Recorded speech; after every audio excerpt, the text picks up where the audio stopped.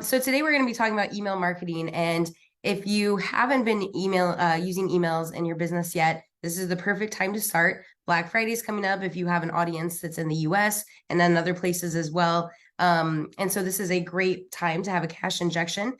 Email marketing typically has 175% higher conversion rate than social, which is why email marketing is such a big deal and why it's so important to use it in your business. And so let's go ahead and hop in. I will be sharing my screen if that's all right, Lisa, so that I can show you perfect. And any prompts that I use today, I'll put in the chat as well, so you can use it too. And let's go ahead and hop into it. So let's go ahead and get started with the first email. What I'm going to do is do new chat. Now, typically, if I'm writing copy, I want to be using ChatGPT, and I'm going to be using GPT-4. Now, if you're using ChatGPT, the paid version, GPT-4, and you're like, I'm not really getting what I want, the other alternative that I found that I really like is Claude. Now, Claude isn't available everywhere right now, but if you're in a place where it is available, it's, in my opinion, it's very comparable to ChatGPT as far as how you use it and the kind of copy you get back. So those are my two favorite options to go to when I'm writing copy. And there's a few things I want to think about when I'm writing this email. First, I want to tell it what my audience is. And so I'm going to just pull up a few emails that I have that have my audience already in there. So let me just grab that real quick. I thought I had it up. Sorry about that. So I'm going to grab that real quick. While I'm doing that, if you have any questions, make sure you're dropping them below. One thing too that I'd recommend doing that I see a lot of people not doing is saving your audience. So you can do this a few ways. One, you can go to custom instructions and then add it in.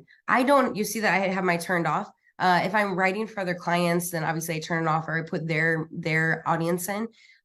Also, sometimes I turn it off because it gets a little bit long-winded. So when I'm doing a presentation, it'll give me like this long explanation. I'm like, all right, I don't need that right now. So that's why I turned it off for this. But this is a great way to have consistency as well. So the first thing I'm going to do is I'm going to say, I'm going to tell you about my audience. And then I'm just going to copy and paste who my audience is. And then I'm going to say what I want it to do. I want you to, and instead of write an email, I'm going to have it outline an email. What I found is that when people have it write the emails, let's say they're like, I need 4 abandoned cart sequence emails or 4 onboarding emails, 4 nurture emails. If you have it do all 4 at once, they kind of come out pretty crappy. And this is partly coming from somebody that's an email marketer and copywriter by trade, but also just as I've seen a lot of the patterns, that's what I'm seeing again and again is that if you ask it for the outline first, you're going to get more of what you want. So I'm going to say, I want you to outline 2 pre-launch emails. And I'm going to do pre-launch just because we're preparing for Black Friday. I'm going to call it pre-launch, but I'm also going to specify that nurture my audience and start to bust objections they might have about my offer. And then I'm going to talk a little bit about the offer that I'll have for Black Friday, AI to 100K, before I even start promoting it. So if I already know the objections somebody might have, like, I don't have time, I'm going to put that in here as well. Is if you are just starting an offer or if you're editing your offer, it's a great thing to do to ask ChatGPT or to ask Claude, here's what my offer is, what are potential objections people are going to have, what are the reasons they're going to say no? What are bonuses that I can include that help reduce the amount of people saying no? So we want to kind of think about those things. So just for the sake of time, I'm going to say I want you to outline 2 pre-launch emails that nurture my audience and start to bust objections they might have about my offer, AI to 100K, before I even start promoting. The biggest objections they'll have is, can I do it? And do I have time? Or I'll say even, is this the right fit for me? Now there are other objections, but I'm going to just focus on these 2 right now. So what I want to do in these pre-launch emails, these nurture emails, whether it's nurture before launch or just nurture in general, is I want to be thinking, what's that next offer I have coming up? And what objections are they going to have? I want to bust those objections before they even get to the offer so that there's less friction between them and saying yes to the offer, assuming it's the right fit for them. So I have the biggest objection they'll have is it the right time for me? Or is this the right fit for me? And do I have time? So I want the nurture emails to bust those by providing, maybe by giving my time block calendar. This isn't a real thing, but let's just pretend it is. But I gave my time block calendar in the second email and asking them what when I'm asking a question, I want it to be something that's easy to answer.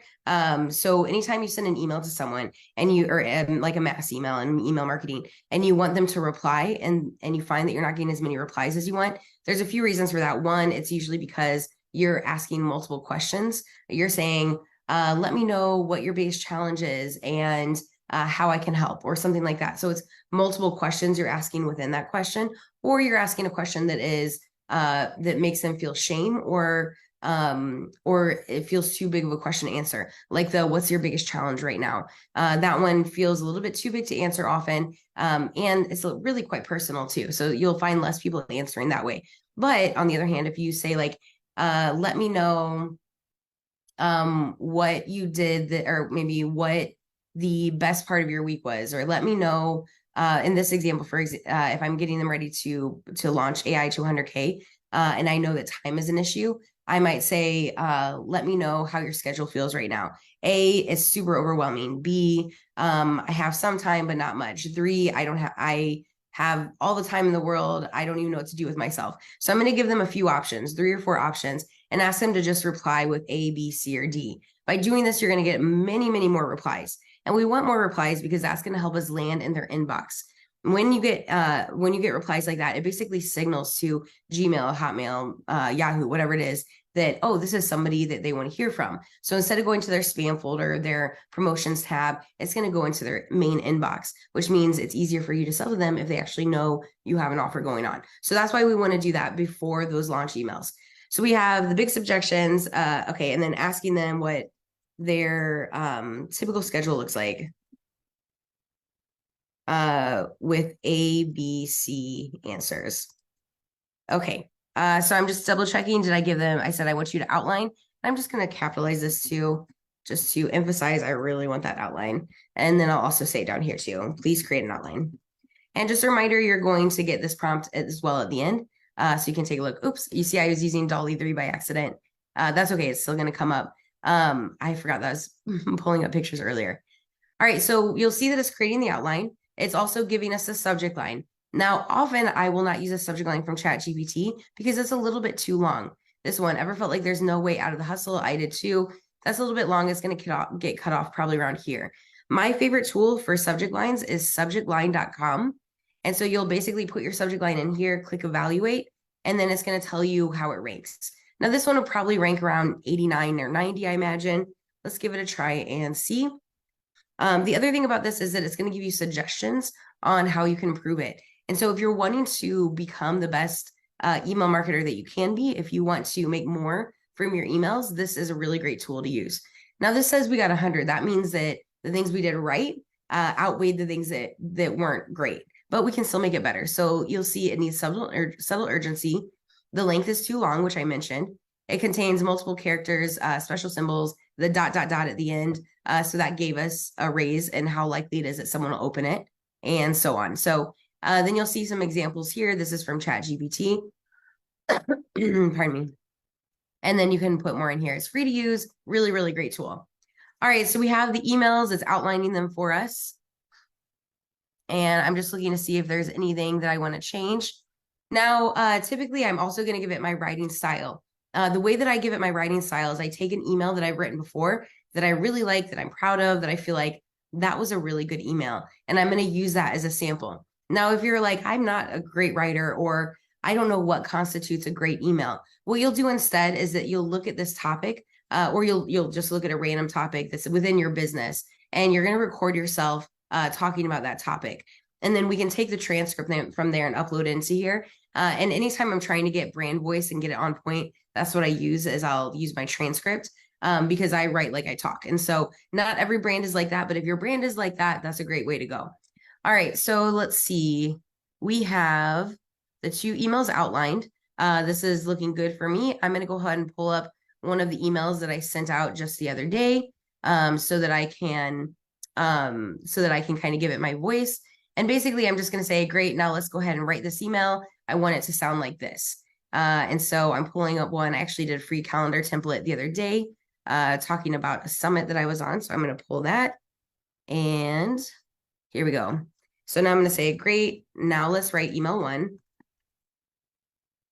Now, normally I would have all of this in a document. I would really recommend keeping all of your stuff in a document, like your audience, your voice, sample email. That way you're not having to recreate it every time or go back and forth every time. So great, now let's write email 1. You'll notice I'm doing just 1 at a time. This does take a little bit longer, but it trains it much better. I also find that I can hand this off to someone on my team if I do it this way, and then they can just use that chat. If I try to jump right into it and have them do both, then it's keeping me in that cycle of writing all the stuff myself. Well, I mean, I'm still writing with AI, so it's still faster, but I'm writing it, myself. If I want to be in that CEO role in my business consistently, then I need to be able to look at what I can delegate. And this is a way that I can delegate it. So now, great. Now let's write email 1. I'm going to give you a sample email below.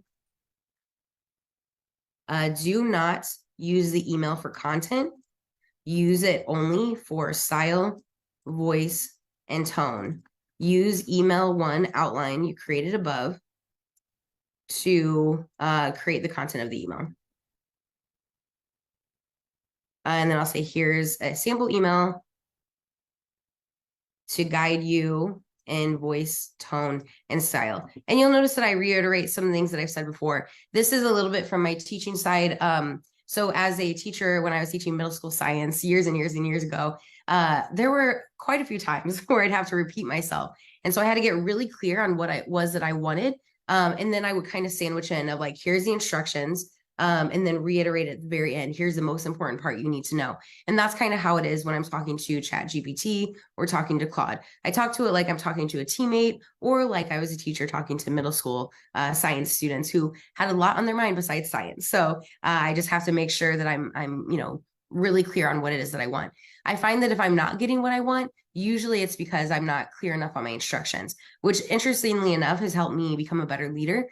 And clarify what I'm saying and clarify and just speak, I think, more clearly and to the point. So that's just kind of an interesting side note. I know a lot of times folks are scared about how AI might integrate in our businesses and stuff like that. But I've actually found it to enhance my business and my leadership and not take away from it, which is pretty cool. All right, now at the beginning we have, hey there. I will, just as an email marketer, I will almost always take that out. The reason is because that is filler. It's like taking somebody, if you're a real estate agent, you're taking someone to this beautiful home, and instead of walking them up like these marble staircases, you're like, and look at these trash bins. They're so big. You can fit so much stuff in there. Nobody cares about that. They don't care about the hey there at the beginning. So we want to jump in right away. All right. So the other thing I often find is that the hooks aren't usually very good the first time. And so I'm going to give it an example of what I want. Now you may think, oh, this is taking a while. Yes, but we're going to use this for all the other emails that we do so that we don't have to keep training it. And so I spend a lot of time at the beginning doing this, so I don't have to spend a lot of time forever. And like I said, I can hand it off to someone on my team. So we have, hey there, let me take you back to a time when business was my world, and not in a good way. I don't hate that hook. I am going to ask for one that's a little bit better though. I'm going to say, I'd like the hook to be juicier and more compelling. So interesting that they can't help themselves but read line number 2 also. Now I'm going to look at the rest. I was stuck in a loop, feeling like I was drowning in a sea of tasks, responsibilities, and goals. With every wave of work, I would think, is this the dream I signed up for? Now, typically when I'm writing emails, one thing that I hear people say is that AI can't replace human voice. AI can't replace human emotion. And I actually haven't found that to be true. If I want more emotion, what I usually will say is, I want you to go deeper into the human psyche. I want you to think how they're feeling, think how this impacts them. I want you to bring up so much emotion that it makes them cry. And I don't actually want anybody to cry, but I find that if I use that wording, that it brings up more of that emotion that I'm looking for. And there's been more than one occasion where I'm writing an email to my list, which is primarily parents who are entrepreneurs. And I'll be reading the email that it wrote, and I'm like over here tearing up because I felt what it was saying, and that's really what I'm looking for. So I was stuck in a loop, feeling like I was trying to see a task. Okay, is this the dream I signed up for? The idea of a streamlined, efficient business seemed like a distant dream, yet deep down, I knew there had to be a way out. Fast forward today, I look at my work and I think this is it. This is the dream. So I want to go a little bit deeper onto why this first paragraph matters. And for me, that's I want my kiddo growing up knowing that I'm there, that I'm present with her, and not that she's secondary to my work. And so that's something that I would add in. And I can ask it to add in, or I can add it in myself. Let's see. I really like this part, but I also see the weight on your shoulders, the late nights, the thoughts of, will I ever get out of this cycle? Now, this style of writing is very similar to how I write, which is why I gave it that sample. You really see it mimicking that sample that I made, which is good. Let's see. Now, the only thing that I don't love about this is that it's not that pre-launch email. It's already talking about the offer. Let's see. So what I'm going to do is I'm going to say, I'd like the hook to be juicier and more compelling. So interesting, they can't help themselves. So read line 2 also. I also don't want to talk about the AI to 100K yet. I want this only to be a pre-launch email that is busting the objection of, can this work for me? Without talking about the offer. Let's see. Now, I haven't really given it clear instructions on how to do that, so it'll be interesting to see what it comes up with the next one here. You've already proven that you can create magic with your clients. Now it's your turn to experience magic. Stay tuned. My next email will be diving deep into a game changer. Okay, so one thing I also see that it didn't do is it didn't give me that A, B, C, or D or option. So I'm going to say I want the call to action to be to reply with A, B, C, A, B, or C. To a question about what their current schedule looks like. All right. So here we go. Let's see what we get now. And Lisa, did anybody ask any questions? I'm happy to answer any while we're waiting. I'm just looking at the moment. We don't have it.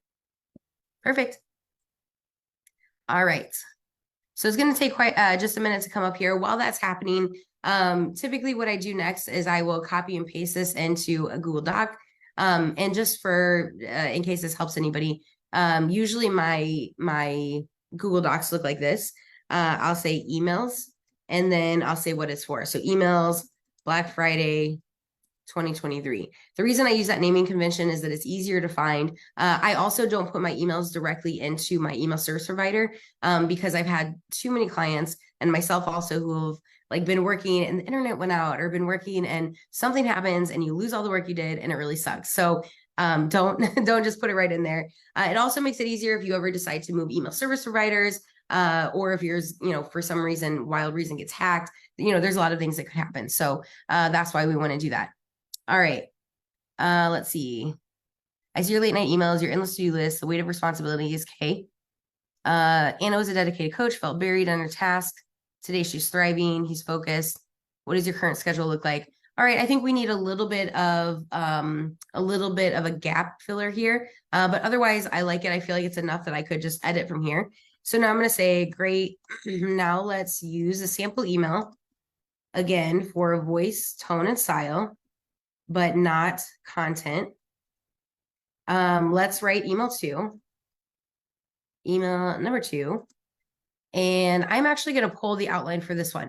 The reason I'm pulling the outline is that sometimes I find that people or that AI will forget or will just do a completely different outline. So that's why I just copy and paste it as a reminder. Let's write email number 2 as a reminder. Here's your outline. Okay. Now this is the one, the call to action should be clicking a link to get my calendar, clicking a link to get something of mine. So let's see what we get here. All right. Hey there, ever feel like you're racing against the clock? I used to look at my jam-packed calendar and think, is this entrepreneur's curse? Also always hustling, but never catching up. That's until I stumbled on my golden nugget, my time block calendar. It was like finding a hidden trap door in a room I thought I knew inside out. I like that line a lot. At first, the idea seemed overly simplistic. Just block out time for tasks. That's it. Okay, so it's busting the objection of like, okay, well, this seems easy or this seems too easy. It's talking about how to use AI. I like that. And now here it's doing this. So it's mixed together, the first and the last one. And I think the reason that's happening is because I was on Dolly and not just the regular default. So I'm going to say, actually, I want my call to action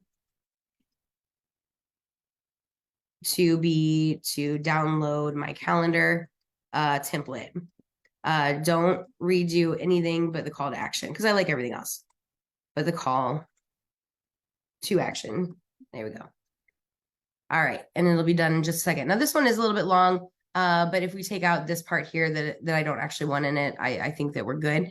You will notice that it does have more emotion than most of the emails you'll see. I'm going to show you too, just really quickly, what it looks like if we only do emails first and not outline.